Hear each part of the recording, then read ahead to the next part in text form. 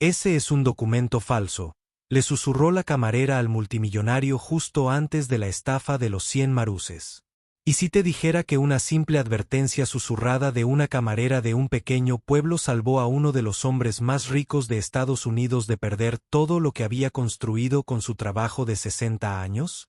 Margaret Chen llevaba 37 años sirviendo café y tarta de manzana en el restaurante de Dange, viendo las mismas caras ir y venir, aprendiendo a leer a la gente como si fuera el periódico de la mañana. Había visto el desamor, la celebración y todas las emociones intermedias reflejadas en los ojos de sus clientes. Pero esa gris mañana de octubre, cuando el caballero de cabello plateado y traje caro se sentó solo en la cabina 7, algo se sintió terriblemente mal.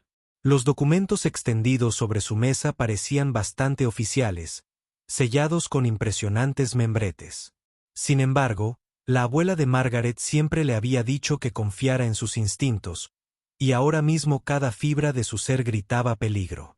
Poco sabía que sus próximas palabras expondrían un plan tan elaborado, tan cuidadosamente elaborado, que ya había engañado a algunas de las mentes más brillantes de Wall Street. ¿Desde dónde nos ven esta noche? El hombre sentado en la cabina 7 era Robert Harwell, aunque Margaret aún no lo sabía.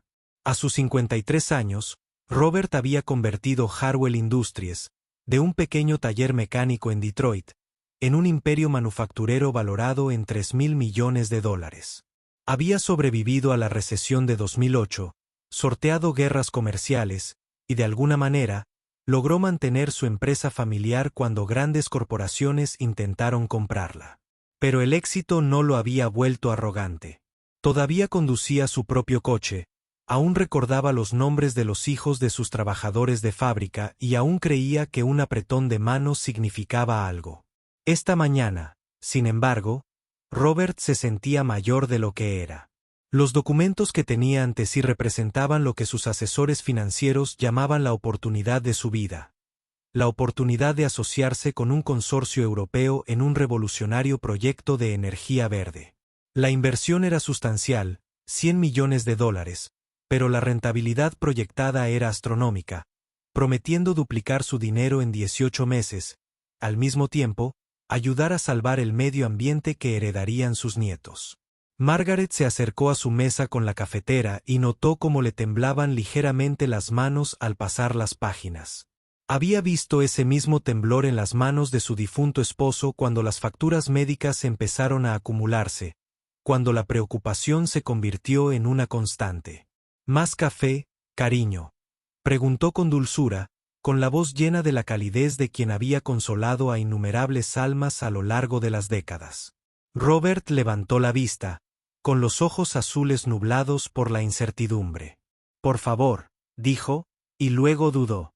Supongo que no sabes nada de contratos comerciales. Margaret sonrió, dejando la cafetera. Sé de gente y sé cuando algo no huele bien. Echó un vistazo a los papeles, su experiencia en detalles llamativos que otros podrían pasar por alto. El membrete era impresionante. Iniciativa Verde Europea, con direcciones en Suiza y Luxemburgo, sellos oficiales en los márgenes y firmas extendidas por las líneas con autoridad. Pero Margaret había crecido durante la Segunda Guerra Mundial, cuando su padre trabajaba en la fábrica de papel. Había aprendido a identificar diferentes calidades de papel, diferentes métodos de impresión, y algo en estos documentos le resultaba extraño. El papel estaba demasiado impecable, la impresión demasiado perfecta, casi como si hubiera sido creado ayer en lugar de haber pasado por múltiples oficinas internacionales. «¿Esta gente quiere tu dinero?», preguntó en voz baja, volviendo a llenarle la taza. Robert asintió lentamente. «Es un proyecto de energía verde. Parques solares y eólicos por toda Europa. Mis asesores dicen que es legítimo que el consorcio cuente con el respaldo de los principales bancos». Tocó uno de los documentos. «Necesitan la inversión inicial para mañana o la oportunidad se la cederán a otra persona». La voz de la abuela de Margaret resonó en su memoria. «Cuando alguien te apresura a tomar una decisión que implica dinero, hija, es cuando más necesitas bajar el ritmo». Volvió a mirar a Robert a la cara, no al multimillonario del que hablaban los periódicos, sino a un abuelo preocupado por tomar la decisión correcta para el futuro de su familia. ¿Te importa si te pregunto algo?, dijo Margaret, deslizándose en la cabina frente a él. En todos tus años de experiencia en el negocio, ¿alguna vez has visto un acuerdo que no pudiera esperar ni un día más para su debida consideración? Los ojos de Robert se encontraron con los de ella, y por primera vez esa mañana, vio su situación con claridad. Pero ya era demasiado tarde. Su teléfono sonaba y el identificador de llamadas mostraba la oficina de su abogado. Los contratos se habían finalizado. La transferencia bancaria estaba autorizada. En 12 horas, $100 millones desaparecerían para siempre, y la advertencia de Margaret resultaría profética de maneras que ninguno de los dos podía imaginar. La llamada lo cambió todo. El abogado de Robert, David Morrison, había sido su amigo durante 30 años. Pero la voz al otro lado sonaba tensa y urgente. Robert, gracias a Dios que contestaste. Necesitamos hablar de inmediato. No firmes nada más. No. Ya no se podía transferir dinero. Margaret vio como el rostro de Robert palidecía mientras escuchaba. No podía oír las palabras de David, pero sí su impacto en la forma en que Robert se desplomaba, en cómo su mano libre se aferraba al borde de la mesa. Cuando finalmente colgó, su voz era apenas un susurro. La cuenta bancaria suiza no existe. La iniciativa verde europea resultó ser una ficción elaborada. David había pasado la mañana haciendo llamadas internacionales intentando verificar las credenciales del consorcio para un cliente no relacionado. Lo que descubrió fue una red de empresas falsas, direcciones falsas y documentos falsificados tan sofisticados que habían burlado las comprobaciones de antecedentes iniciales. La dirección de la oficina de Luxemburgo era un servicio de reenvío de correo. El banco suizo era real, pero no tenía constancia de los números de cuenta que figuraban en los contratos. ¿Cuánto?, preguntó Margaret con suavidad, aunque ya temía la respuesta. 100 millones, dijo Robert, mirando fijamente los documentos que ahora parecían elaboradas obras de ficción. La primera transferencia se realizó esta mañana. Dijeron que la necesitaban para asegurar los derechos de la tierra antes de la fecha límite. Margaret extendió la mano sobre la mesa y la colocó sobre la de él. En sus 37 años en el restaurante, había visto fortunas perdidas y encontradas, sueños destrozados y reconstruidos. Pero también había visto la resiliencia del espíritu humano, la forma en que la gente puede encontrar fuerza en los momentos más difíciles. Vamos a resolver esto, dijo con serena determinación. Lo que ninguno de los dos sabía era que Robert no era la única víctima. La estafa llevaba 2 años operando, dirigida a estadounidenses adinerados con promesas de inversiones en energía verde europea. El FBI había estado rastreando la operación, siguiendo el rastro de víctimas desde California hasta Nueva York. Ejecutivos tecnológicos, magnates inmobiliarios e incluso un juez retirado de la Corte Suprema habían caído en la compleja trama. El teléfono de Robert volvió a sonar. Esta vez era la agente Sarah Williams, de la División de Delitos Financieros del FBI. Señor Harwell, llevamos 18 meses investigando la iniciativa verde europea. Su abogado nos contactó esta mañana. Necesitamos que sepa que su transferencia podría habernos ayudado a rastrear su operación de lavado de dinero. Mientras Robert escuchaba a la agente Williams explicar el alcance de la investigación, Margaret notó algo más en los documentos. Escondido debajo de los contratos principales había un documento más pequeño. Papel diferente a los demás.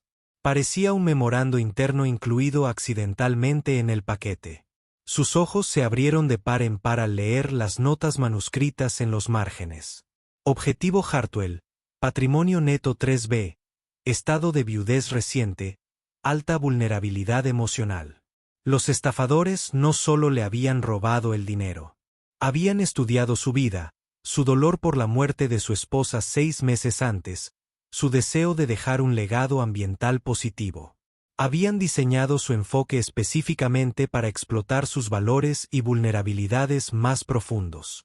Margaret le pasó el memorando a Robert justo cuando colgaba con el agente del FBI.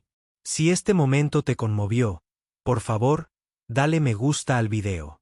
Cuando leyó su propio dolor, analizado como una estrategia de marketing, algo fundamental cambió en el hombre amable que siempre había creído en la bondad de los demás.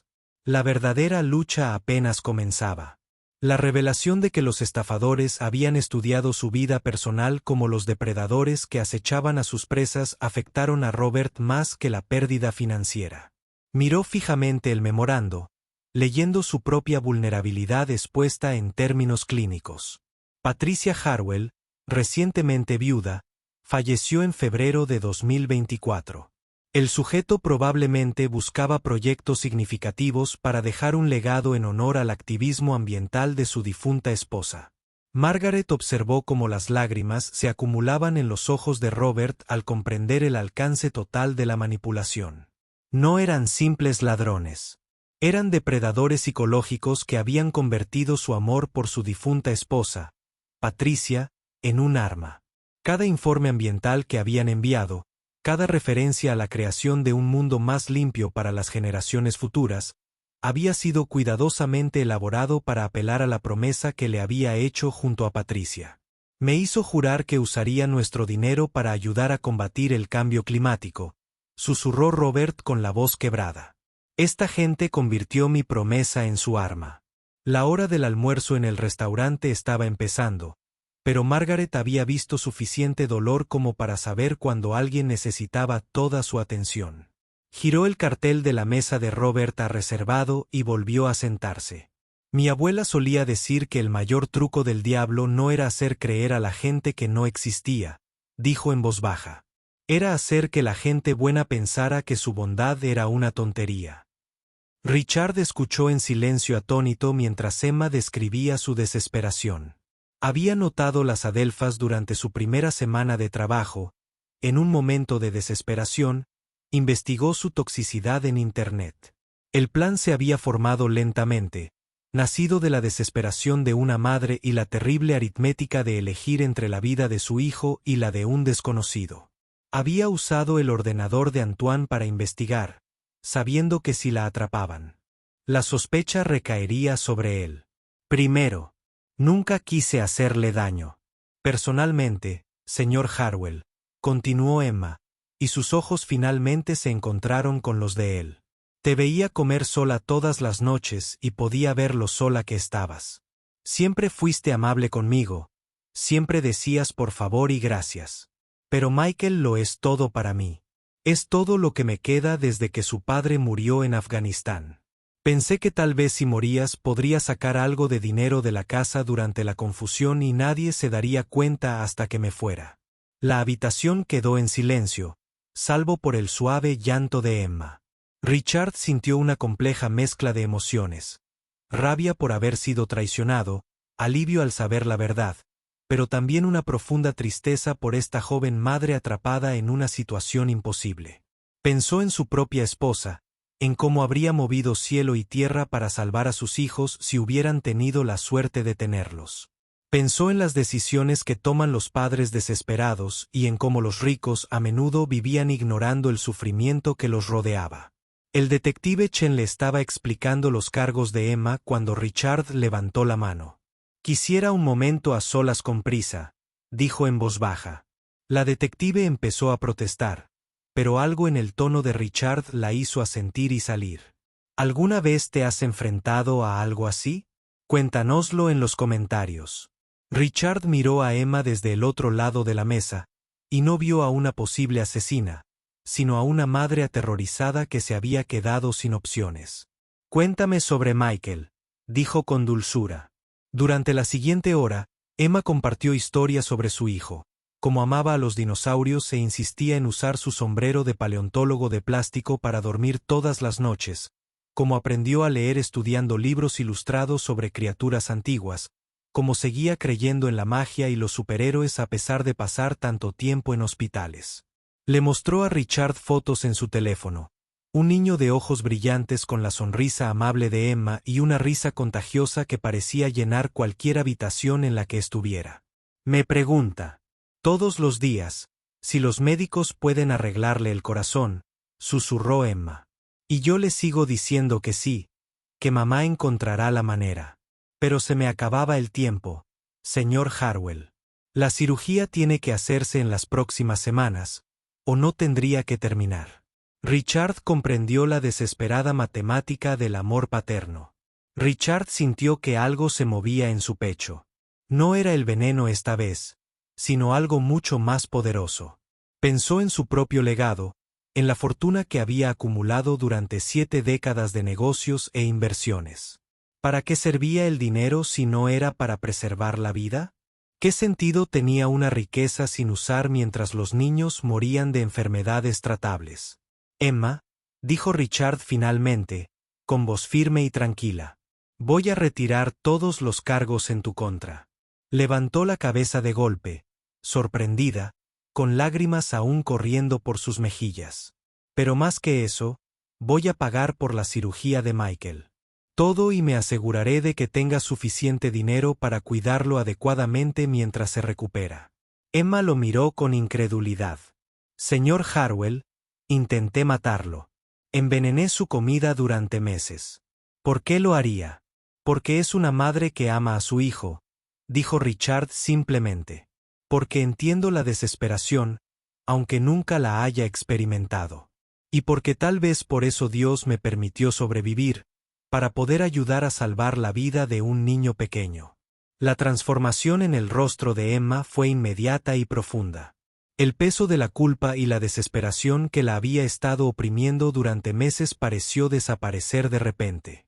Se desplomó hacia adelante, sollozando, no por desesperación ahora, sino por un alivio y una gratitud abrumadores. Richard se inclinó sobre la mesa y le dio una suave palmadita en la mano, de la misma manera que su propia esposa solía consolar a la gente. Angustiado. Cuando la detective Chen regresó, los encontró hablando en voz baja sobre las comidas favoritas de Michael y si le gustaría conocer la colección de peces tropicales de Richard. Los cargos fueron retirados formalmente esa tarde y los abogados de Richard comenzaron a organizar la cirugía de Michael. Pero Richard tenía un plan aún más ambicioso en mente, uno que honraría la segunda oportunidad que se le había dado. Si has disfrutado de esta historia, suscríbete a nuestro canal para ver más historias conmovedoras. 2 semanas después, Richard estaba en la sala de espera del hospital infantil, observando por una ventana cómo un equipo de los mejores cirujanos cardíacos del país trabajaba para reparar el pequeño corazón de Michael. La operación se había programado a los pocos días de que Richard decidiera ayudar, y el mejor equipo médico que el dinero podía conseguir le estaba dando al pequeño la oportunidad de una vida normal. Emma estaba sentada junto a Richard en la sala de espera, con las manos entrelazadas en el regazo mientras observaban monitores de cirugía. Ahora se veía diferente. La expresión desesperada y atormentada había sido reemplazada por una esperanza cautelosa. Todavía no puedo creer que esto realmente esté sucediendo, susurró. Hace una semana, pensé que lo iba a perder. Richard sonrió, pensando en el torbellino de actividad que los había transformado. Sus vidas. No solo había organizado la cirugía de Michael, sino que también había creado una fundación a nombre de su difunta esposa para ayudar a familias que enfrentaban crisis médicas similares. Emma sería la primera coordinadora a tiempo completo de la fundación. Su experiencia personal la hacía excepcionalmente cualificada para identificar a familias necesitadas y navegar el complejo mundo de la financiación médica. «Sabe», dijo Richard pensativo, «he estado pensando en lo que dijo sobre cómo me veía comer solo todas las noches». Hizo una pausa, eligiendo sus palabras con cuidado. «Me doy cuenta de que yo también me he estado envenenando lentamente, solo que de una manera diferente. La soledad puede ser tan tóxica como la adelfa, y la he consumido durante años». Emma se giró para mirarlo, con la comprensión asomándose en sus ojos. «Ya no tiene que estar solo, señor Harwell. Michael y yo, sería un honor para nosotros tenerte como parte de nuestra familia, no como empleador, sino como abuelo, concluyó Richard, y sintió que su corazón se llenaba de una calidez que no había experimentado desde la muerte de su esposa hacía 15 años. La idea de tener la risa de un niño resonando en su tranquila mansión, de tener a alguien a quien leerle cuentos antes de dormir y enseñarle sobre el mundo, le parecía un regalo que no merecía, pero que anhelaba desesperadamente. El doctor Martínez, el cirujano principal, salió del quirófano con una sonrisa que les dijo todo lo que necesitaban saber antes de decir una palabra. La cirugía fue un éxito total, anunció. El corazón de Michael está fuerte y sano ahora. Con los cuidados adecuados, debería vivir una vida completamente normal. Emma rompió a llorar de alegría y alivio, y Richard sintió que sus ojos se llenaban de lágrimas. A través de la ventana, pudieron ver una pequeña figura en la mesa de operaciones, con el pecho subiendo y bajando al ritmo constante de un corazón reparado. En ese momento, Richard comprendió que su propia experiencia cercana a la muerte no había sido una tragedia en absoluto. Había sido una intervención divina que lo había llevado justo donde necesitaba estar. 3 meses después, la mansión de Richard se había transformado de un lugar de recuerdos a un vibrante hogar familiar. Michael se había recuperado maravillosamente de su cirugía y había convertido la biblioteca de la finca en su centro personal de investigación de dinosaurios. Emma se había mudado al ala de invitados con su hijo, y juntos crearon la calidez y la risa que Richard había olvidado que eran posibles. El chef Antoine, libre de toda sospecha y profundamente conmovido por el acto de perdón y generosidad de Richard, se había dedicado a crear versiones infantiles de sus creaciones gourmet. La cocina, que antes era un lugar de comidas solitarias y peligro potencial, ahora resonaba con los sonidos de un niño pequeño que ayudaba a hornear galletas y hacía preguntas interminables sobre por qué las cebollas hacían llorar a la gente. Todas las tardes, a las 6 en punto, los 2 de ellos, se sentaban a la mesa de caoba. Richard en su silla de siempre, con Emma y Michael a cada lado. Compartían historias de su día, hacían planes para aventuras de fin de semana y debatían cuestiones importantes como si a los dinosaurios les habría gustado la pizza.